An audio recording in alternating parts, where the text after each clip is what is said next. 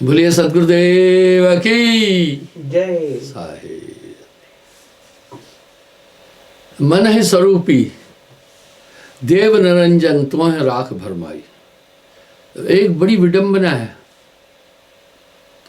आत्मदेव के लक्षण और गुण मनुष्य के व्यवहार में नजर नहीं आ रहे।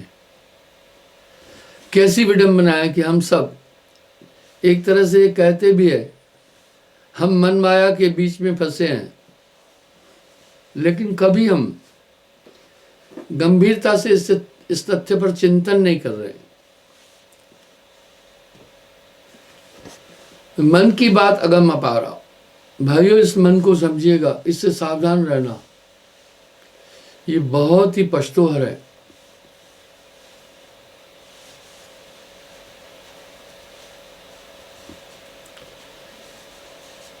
यह मन भटकाया सब संसारा, यह मन चोर चुगल अपकारी, यही मन जीते यह मन हारी। कभी कभी आप देखते होंगे ऐसे अटपटे विचार आपके अंदर आते होंगे,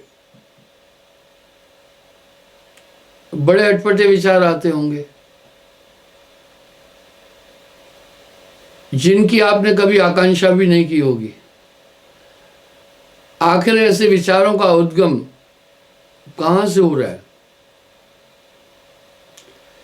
क्या हमारी आत्मा इस तरह से खराब है? क्या चोरी चुगली चंडाली और गंदे चीजें करे, विभिचार करे, काम क्रोध लोभ मोह अहंकार, हम सब ये जानते हुए भी इस दुनिया से जब जाएंगे खाली हाथ जाएंगे। हंसा उड़ान ताल सुखाना, जब आत्मा निकल जाती है मुए पीछे ले करत है नेक न धरत धीर। वाह, ये लूटम लूटी आखिरी तक चलती है। जब शरीर छूट जाता है 24 घंटे बाद हल्की इसमें बदबू शुरू होती है। आपने कभी बहुत खराब लाश सड़ी गली नहीं देखी होगी। एक वृतांत बताता हूं थोड़ा आपको। सड़ी गली लाश की।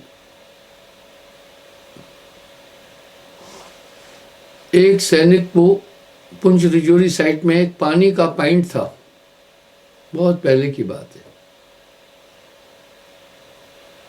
वहां समय नियुक्त था कि वहां से इतने बजे तक इतना पानी भरेंगे। किसी कारण से वहां पर विवाद हुआ और गोलीबारी चली। अक्सर एलओसी पर यह हो जाता है। एक जवान शहीद हुआ वहां।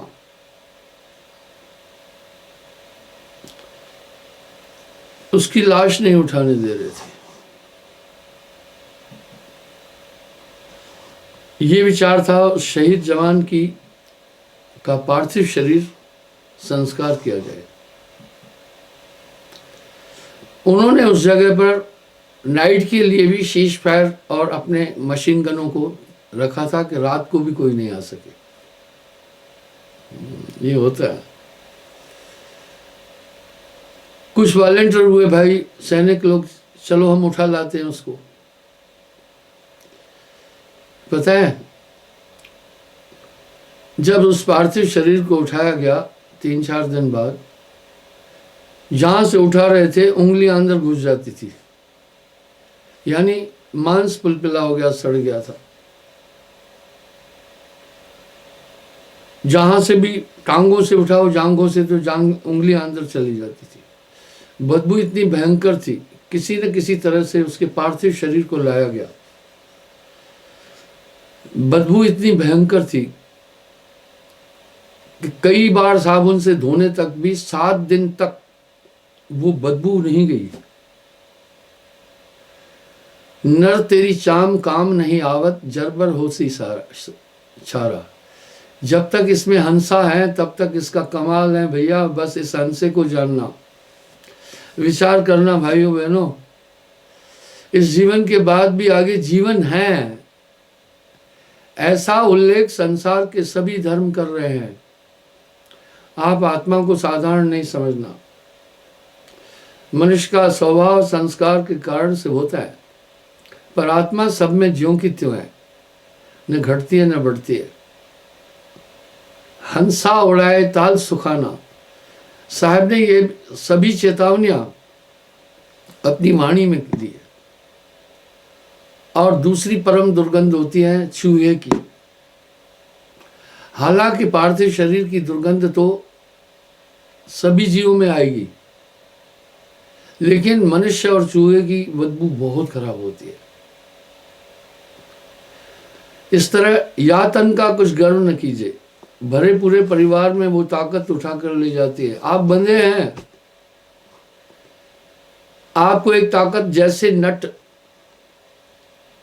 मरकट को जो नाच नचाना चाहता है भाइयों, नचाता है।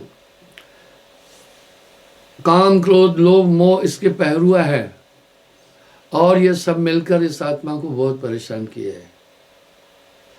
कोई भी मुक्ति का जतन नहीं करता, ये अलॉट नहीं कर रहे हैं। बड़ी विडंबना है। हम सब परोक्ष अपरोक्ष रूप से ये भी समझते हैं शरीर नाशवान है। ये मस्तिष्क, मैं कहता हूँ ब्रेन इज फ्रॉड, ये मस्तिष्क बहुत धोखा है। ये केवल शरीर के लिए सोचता है। इस शरीर का रोम रोम विकारों से भरा पड़ा है, इसके अंदर बहुत गड़बड़ है। कायागढ़ खोज मेरे भाई, तेरी काल अवध टर जाएगी। आप इस मन से हमेशा सावधान रहना, इससे बड़ा दुश्मन आपका कोई नहीं है। मन स्वरूपी देव निरंजन तो है राख भरमाई, हे हंसा तू अमर लोक का पड़ा काल व्यासाई। तेरा बैरी कोई नहीं, तेरा बैरी मन। आपका अगर शत्रु कोई है तो आपका मन है। यह मन चोर चुगल अपकारी। इसी सभी मनुष्य तो कर्म करने का विधान यही है। पहले संकल्प उठता है, संकल्प हमारे मन ने उठाया, फिर निश्चय होता है, निश्चय हमारी बुद्धि करती है, वो भी मन का रूप है। उसके बाद चित्त सुफुर्णा कराता है कि ये कार्य करना है। मान लो आम खाना है तो कहाँ आम मिलेगा, चित्त इसका निर्णय करके बताता है। फिर अहंकार क्रिया, आप शरीर से चलकर उसको प्राप्त करें। पूरा खेला ही मन का है। संतो तन खोजे मन पाया।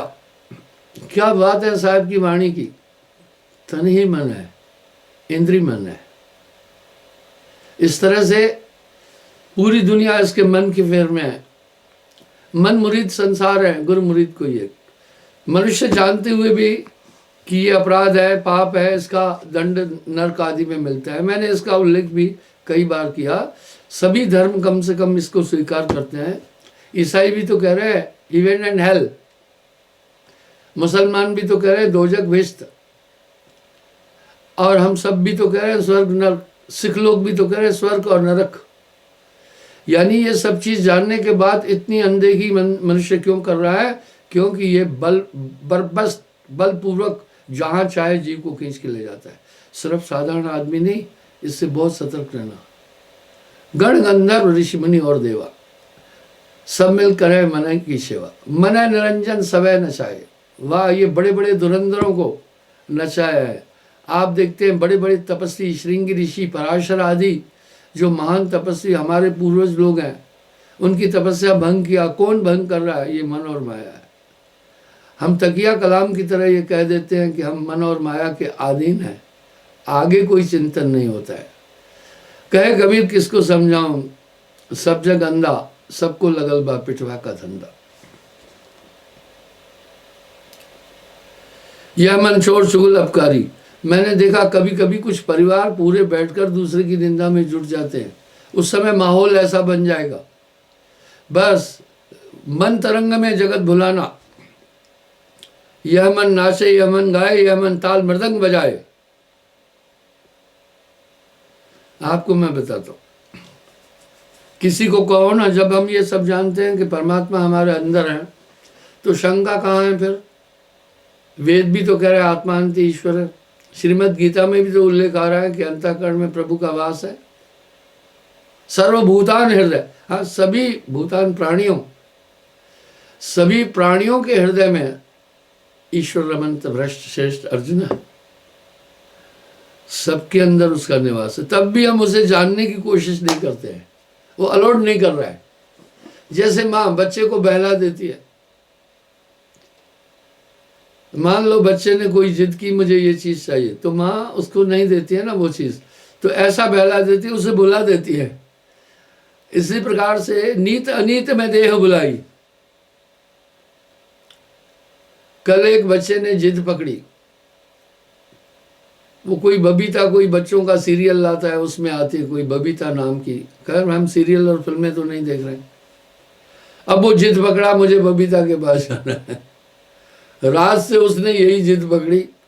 बाद में एक कोई और माई खड़ी कर दी उसकी लड़की कि भैया थोड़ी देर तू ही बबीता बन जा।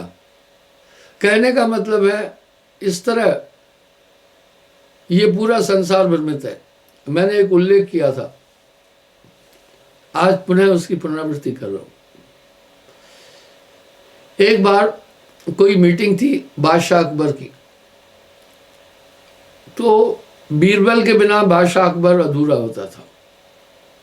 बीरबल ब्राह्मण परिवार से था, बहुत बुद्धिमान था। तो अकबर ने एक संदेशी भेजा कि भाई बीरबल नहीं आया, मीटिंग मंत्री है मेरा खास। अकबर के 9 रत्नों में बीरबल भी रत्न था। राजा टोडरमल भी उनका एक विशेष रत्न था, मानसिंह आदि रत्न था।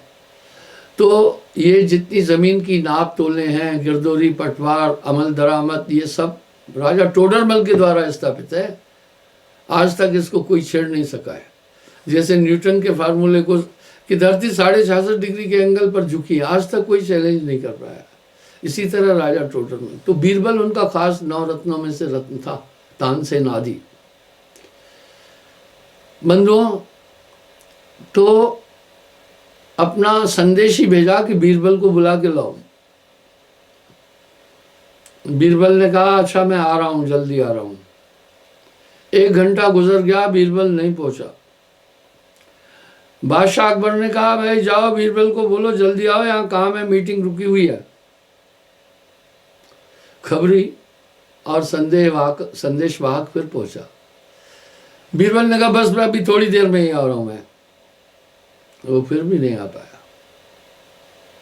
थोड़ी प्रतीक्षा करने के बाद अकबर का पारा 7वें आकाश पर चढ़ गया। उसने अपने सुपरसालार को भेजा, बीरबल को कैद करके लाओ। सुपरसालार ने कहा हुजूर मैं तो सेवक हूं, आप मंत्री हैं, बादशाह सलामत का ये हुक्म है, हम आपको गिरफ्तार तो नहीं करना चाहते हैं, लेकिन आप जल्दी पहुंचें, बादशाह सलामत बहुत नाराज है। बीरबल चल पड़ा। उन्होंने सुपरसालार ने साफ साफ कह दिया अगर आप नहीं चलेंगे तो हम आपको गिरफ्तार करके ले चलेंगे। बीरबल पहुंचा। क्रोध से तिलमिलाया हुआ अकबर बोला क्या बात है बीरबल, क्यों इतनी देर लगाई? 2 बार मैंने आपके पास संदेश भेजा। बोला हुजूर माफी चाहता हूं। बच्चा ने पोतरू था, मान ही नहीं रहा था, उसको जिद कर रहा था, उसको मैं मनाने में लगा था। अकबर ने कहा हिंदुस्तान का एक मुख्यमंत्री बच्चे को मनाने में इतनी देर लग गई? बोला हुजूर क्या बताऊं। बोला लाओ इस बच्चे को, मैं मना के दिखाता हूं। बच्चे को लाए। बच्चे ने तो पहले राजा की अंगूठी देखी, उसे अच्छी लगी, बोला अंगूठी दे दो। राजा ने अंगूठी दे दी बादशाह ने। फिर बोला मुझे हाथी चाहिए। रोने लगा। बच्चा अपनी मांगे रो करके पूरी कराता है, बहुत बुद्धिमान होता है, वो जानता है रोने से माँ विल हो जाती है। भाई हाथी लाया गया। बोला इसको अंगूठी से निकालो। अकबर हैरान होकर बीरबल की तरफ देखने लगा।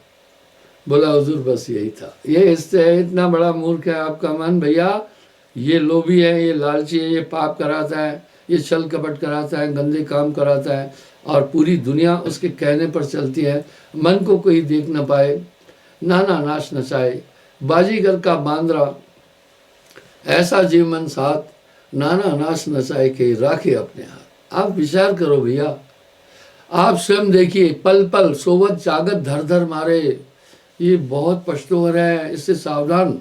पर ये किसी भी कोटि जतन से मन नहीं माना, आदमी इसको काबू कर नहीं सकता है, प्रयास करे। ऐसा होता है, पराशर हमारे पूज्यवर ऋषिवर है, श्रृंगी ऋषि क्या घोर तपस्या किए, और एक वेश्या से ब्याह कर बैठे जो भोजन भी नहीं खाता था। श्रृंगी ऋषि का ये भाव था कि जब भोजन खाऊंगा रक्त बनेगा, रक्त से मांस बनेगा, मांस से मंजा, मंजा से अस्थियां, अस्थियों से बीज, जब शरीर में बीज का उपमान होगा तो कामदेव सताएगा, इसलिए उसने भोजन ही खाना छोड़ दिया। ग्रह काज भय सन्यासी तेऊ न पावत पारा, और अंतोगत्वा एक वेश्या से विवाह कर बैठा श्रृंगी ऋषि। पराशर महामुनि थे, उनका भी मैंने वृतांत आपको बताया कि मच्छोधरी के साथ में कुकर्म कर बैठे। ऐसा काम का वेग होता है, ये बहुत बड़े शत्रु आपके अंदर है। जब प्राचीन काल में नदियों पर सेतु नहीं था, ये पुल का सिस्टम तो पहले स्पेन से बना है। सबसे पहले स्पेन ने पुल बनाई थी नदी पर। उस समय पुलों की टेक्नोलॉजी नहीं थी, मल्लाह लोग नदी नाले पुलों से क्रॉस कराते थे। तो पराशर ऋषि तब करके आ रहा था।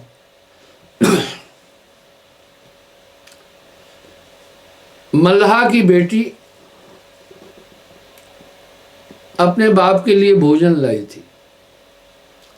आप देखते हैं बनिया लोगों के परिवार के सभी लोग भी बनियागिरी सीख लेते हैं, उनकी पत्नी बेटा बेटी भी सीख लेते हैं। इस तरह मल्लाह लोगों के घर के सभी लोग बेचारे वो नाव चलाना सीख लेते हैं।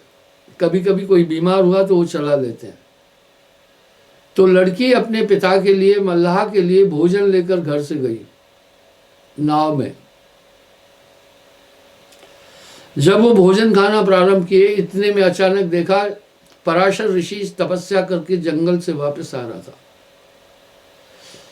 मल्लाह ने अपनी बेटी को कहा, ये घोर तपस्या करके आया है, मैं भोजन में अभी नहीं उठना चाहिए आधे में। अगर मैं प्रतीक्षा कराऊंगा तो इसको कहीं क्रोध आ गया तो ये इसके पास सिद्धियां हैं, हमारा नुकसान हो जाएगा। इसलिए बेटी तू ऐसा करना, इसको पार लगा देना। बोला ठीक है। श्रृंगी मल्लाह ने नमस्कार किया, पराशर जी को कहा मैं भोजन ग्रहण कर रहा हूं, मेरी पुत्री आपको पार छोड़ेगी। बैठ गए। जब वो लड़की नाव खेलने लगी, उसके यौवन अवयवों पर पराशर की नजर पड़ी, उत्तेजित हो गया। आप सोचें, काम प्रबल अति भयंकर महादारुण काल, गण गंधर्व यक्ष किन्नर, हाँ ये तो प्रेतों को भी बेहाल कर देता है, देवताओं को बेहाल कर देता है। भैया अस असुर घट में बसे, कैसे रह कुशल, कोई मामूली दुश्मन आपके साथ नहीं बैठे हैं। इस पर गंभीरता से चिंतन करना होगा। और रति और संभोग की इच्छा प्रकट की। लड़की बोली, आप तो मेरे पिता तुल्य है।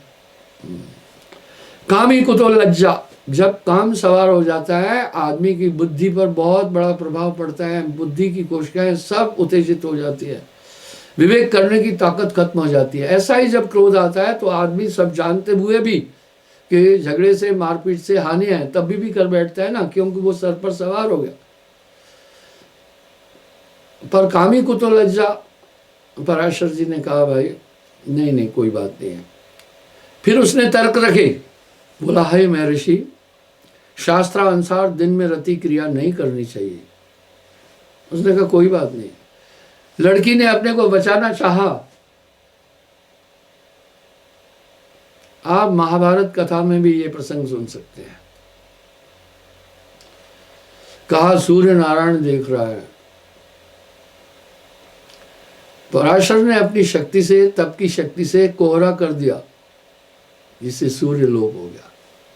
हाँ इतनी ताकत थी। फिर वो कन्या तो बचना चाह रही थी ना, उसने कहा मैं मल्हारिन हूं, मल्लाह कुल से हूं, मेरे शरीर में बदबू है। उसने कहा जाओ योजन गंगा हो जाओ। हाँ, योजन गंगा, इसका मतलब है 1 योजन 12 किलोमीटर तक तेरे शरीर से खुशबू निकलेगी। खुशबू निकले। शास्त्र तो आपको एक प्रमाण देते हैं, उस पर चिंतन करना। साहित्य जगत में एक बात आती है, पुस्तकों का अध्ययन करने वाला बुद्धिमान हो जाता है। खैर बुद्धिमान होता है, आत्मज्ञानी नहीं हो पाता। अंतोगत्वा उसका शील भंग किया परमेश्वर ने। आपको नहीं मालूम है, देवराज इंद्र गौतम ऋषि की स्त्री अहिल्या का शील भंग करने पहुंचा था, साथ में चंद्रमा भी थे। आप सोचें, अब यहां साहब एक बात कह रहे हैं, बड़ी यूनिक है। साहब ने आम आदमी की बात बोली है, जटिल शब्दों का प्रयोग नहीं किया। वो कह रहे हैं सबको छला इसने, ये मन भैया, इससे सावधान रहना। मन ही आए काल कराला, जीव नचाए करे बेहाला। इस तरह आप देखें, सयो गौतम का उग्र शापू क्या क्या चालाकी करता है, आदमी कामातुर होता है, कितना शोर बन जाता है। ये काम क्रोध लोभ मोह अहंकार इंसान को बहुत पतित बना देते हैं। बस इन्हीं का पूरा खेल है, ये सभी मन के अधीन है, ये सब मन राजा है इसका। परिणाम क्या हुआ? सहो ऋषि को उग्र श्रापू। गौतम ऋषि ने इंद्र को श्राप दिया, सहस्त्र भग हो जाए तुम्हारी बॉडी में। सहस्त्र भग यानी 1000 यूट्रिस। 1000 यूट्रिस। आप पशुओं के भी गुप्त अंगों को देखते हैं, कितने गंदे लगते हैं। इस तरह ही तो मनुष्य की भी मलमूत्र की इंद्रियां, कौन सा उनमें से अमृत निकल रहा है। पर ये कामदेव जब सवार होता है, सब बुद्धि का नाश कर देता है। इसलिए मन की सेना बहुत बड़ी है। मैंने विवेक सागर के माध्यम से भी मन के ऊपर बहुत वृत्तांत बोला है। ये कोटि जतन कर जीव हारा। बस जब नाम की ताकत आ जाती है, हृदय प्रकाशित होता है, तब ये मन आधीन आएगा। ये बड़ा उदंड है। आगे साहब क्या कह रहे हैं?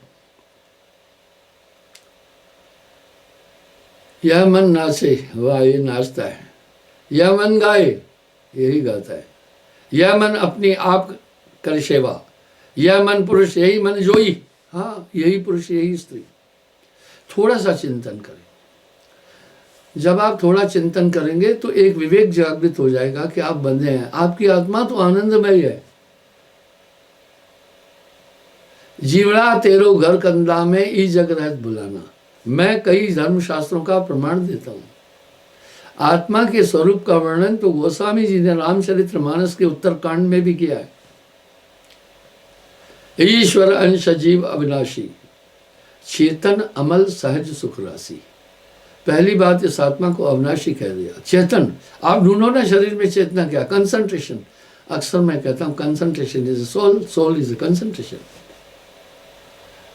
बस आप इस तरह से 24 घंटे जो भी काम हो रहा है आत्मा के माध्यम से हो रहा है, पर मन करता है यह देह समाना।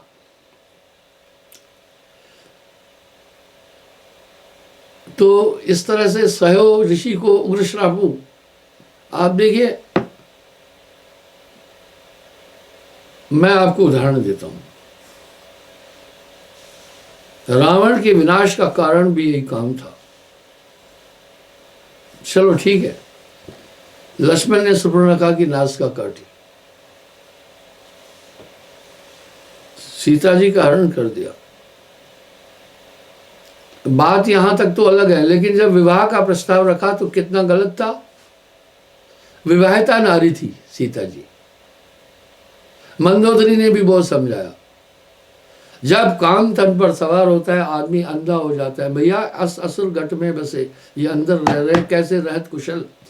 रहीम कवि ने बहुत सुंदर शब्द कहा, बसे कुसंग चाहत कुशल। हाँ, बुरों के बीच में रहकर कुशलता चाहे। कहे रहीम बरसोस, ये कैसे हो सकता? नहीं हो पाएगा।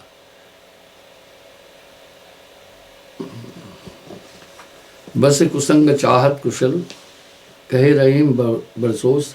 महिमा घटी समुद्र की, जो रावण बसे पर उस समुद्र पर कोई पुल नहीं बना सकता, उसकी महिमा खत्म कर दी। क्योंकि अब साथ में वो रह रहा था। इसलिए ये आत्मा ऐसे झंझावट में फंसी है भैया। बहुबंधन थे बांधिया, आत्मा एक बंधन से नहीं बंधी है। एक बेचारा जीव बेचारा क्या करे, जो न शराबे पी। इसलिए साहब ने नाम की इतनी बड़ी महिमा कही। 7 दीप पृथ्वी परिक्रमा, 7 शब्द बिन मिटे न भरमा। जब ये ताकत आ जाती है तो ये मन आधीन होता है, नहीं तो नहीं हो सकता है। कोटि यत्न कितने तपसी तप कर डारे, काया डारी गारा, ग्रह छोड़ भय सन्यासी थे न पावत पारा। यह मन पुरुष, यही मन जोई, जोई नारी को कहते हैं। रूप न रेख न यह मन सोई, इसका कोई रूप रेख मन को कहीं देख न पाए।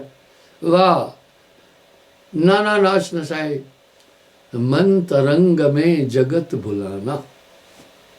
जैसे जैसे तरंगे आती है ऐसे ऐसे इंसान करता है। शुक्रात ने एक बहुत अच्छी बात कही, जो मन की तरंगों में नहीं आती है आता है उसे, वो मौत की तरंगों में नहीं आएगा। मौत की आरी की दांते जो है वो तरंगे हैं।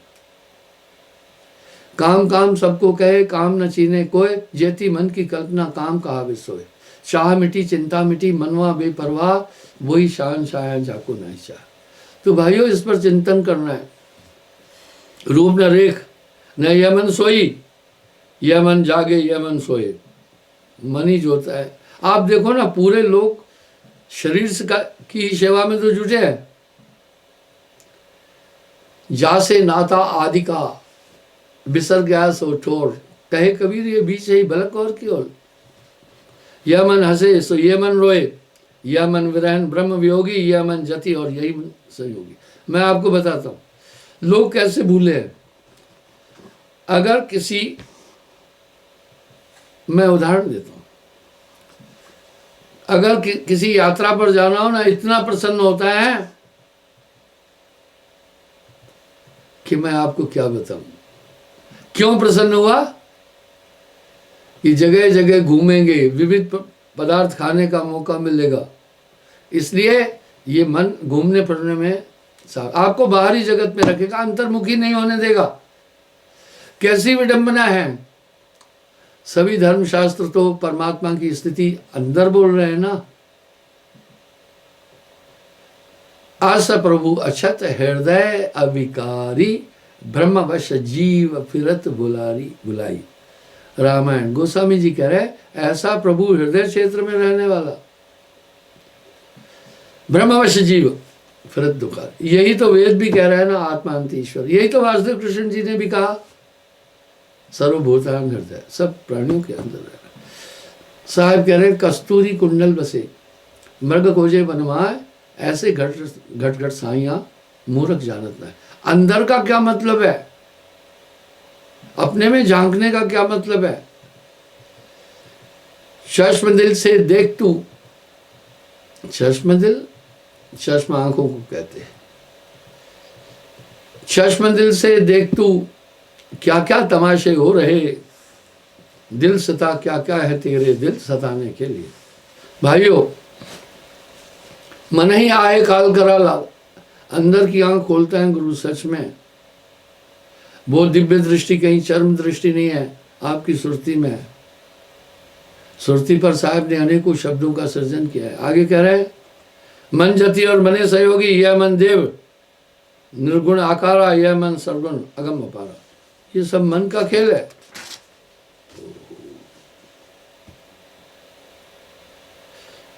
यह मन का है नाना रंगा, यह मन के बहु उठे तरंगा।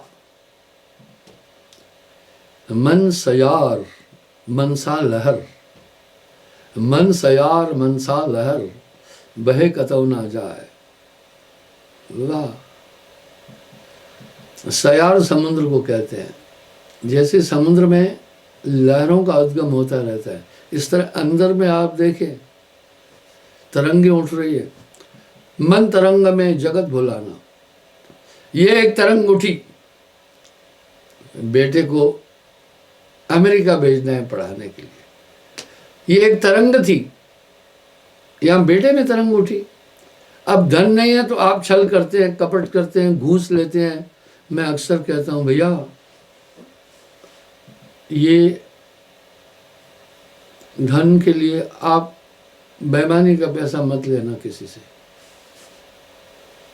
आप बेईमानी का पैसा मत लेना। बच्चों को खिलाओगे वो हराम, तो वो हरामी होंगे, वो बाद में आपको मारेंगे, उनकी बुद्धि भ्रष्ट हो जाएगी। जैसा खाए अन्न वैसे हुए मन। अब जब पैसा नहीं है तब वो इधर उधर छल कपट करने लगता है, धोखाधड़ी करने लगता है, और जिनके हित पर लोग बिगाड़ा अंतकाल वो नाहि सहाई। इस तरह फिर वो चोरी चंडाली करने लगता है। मैं उदाहरण देता हूँ, एक आदमी ने इधर स्मार्टफोन चुराया, लोग तरह तरह के आते हैं। जब उसे पकड़ा गया तो हमारे लोगों ने कहा पुलिस के हवाले करो इसको। वो उन्होंने लगा, बोला मैं बहुत गरीब हूँ, मैं दिहाड़ी करता हूँ, तब मेरे बच्चे रोटी खाते हैं, मुझे माफ़ करो, मैं फिर चोरी नहीं करूँगा। उसने कहा फिर तुमने चोरी क्यों की? बोला बेटा कहता था स्मार्टफोन चाहिए। वाह वाह, जिनके हित पर लोग बिगाड़ा अंतकाल वो नाहि सहाय। अंत में वो सहाय नहीं होते हैं। इस तरह से मोह सकल व्याधिन को मूला, तासे उपजत बहुत सूला। आपके अनेकों जन्म हो चुके हैं, अनेकों बार आप इस पृथ्वी पर आ चुके हैं। ये कर्म भूमि है, सोच करके कर्म करना। कम से कम सब धर्म इसको भी तो स्वीकार कर रहे हैं, नर्क स्वर्ग को। हमारे धर्म में तो नर्क स्वर्ग का कैलेंडर जारी होता है। शराब पीने वाले को गरम तेल करके पिलाते हैं वहाँ, पर स्त्री गमन करने वाले को लोहे स्त्री वहाँ पर गर्म करते हैं नर्क में, और उसे आलिंगन कराते हैं। इस तरह परपुरुष नारी को एक पुरुष लोहे का गर्म करके उस नारी को कहते हैं इससे आलिंगन करो। चोरी करने वाले के हाथ काट दिए जाते हैं। आप ये उसमें कैलेंडरों में देख भी रहे हैं, नरक और स्वर्ग की यंत्राओं का जिक्र भी है। ये कर्म भूमि है, यह संसार काल है राजा, यहाँ कर्म का जाल पसार है। बहुत विचार कर कर्म करना, जिनके हित पर लोग बिगाड़ा अंतकाल वो नाहि सहाय।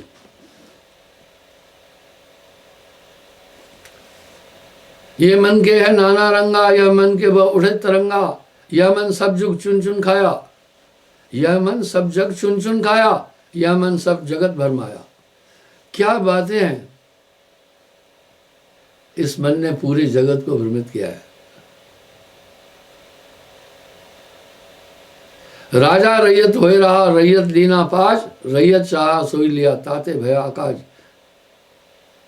मुंह चढ़ा बिलार पर, चढ़ी सिंह पर गाय, कहे कबीर कहत ना आवे, सुत की नारी माए। वो बड़ा अटपटा बोल रहे हैं। आप कहेंगे उलट बाकियां कबीर बोल गया। अब सुनिए क्या कह रहे हैं। चढ़ी गाय सिंह पर, माया रूपी गाय सिंह रूपी आत्मा पर सवार है। इस आत्मा का कोई बिगाड़ नहीं सकता है कुछ भी। जीवड़ा तू तो सबल था, अटपट तेरी चाल, रंग कुरंग ते रंग लिया, अब क्यों फिरत बेहाल।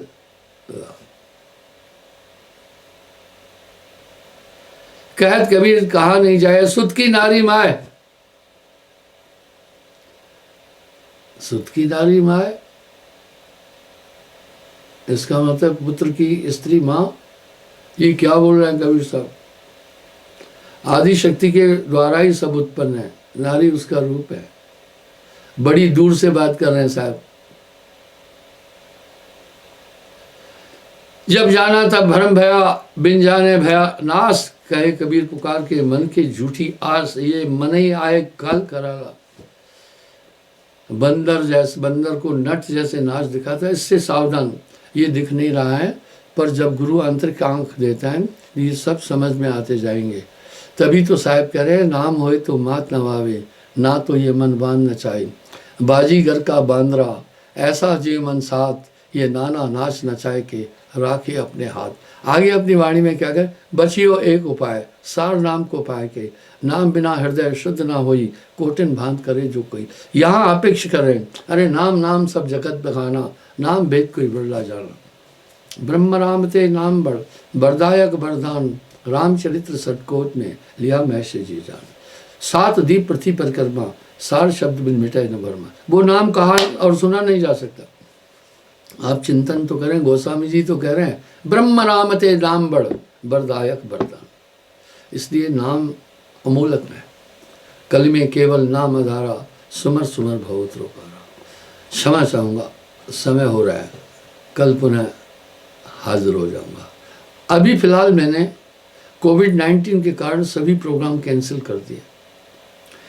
बीच में थोड़ा सा जब रिलैक्सन हुआ था तो मैंने यहाँ लोकल कुछ प्रोग्राम देने शुरू कर दिए थे, पर मैं पिछले 2 साल से कहीं बाहर प्रोग्राम नहीं देने गया हूँ।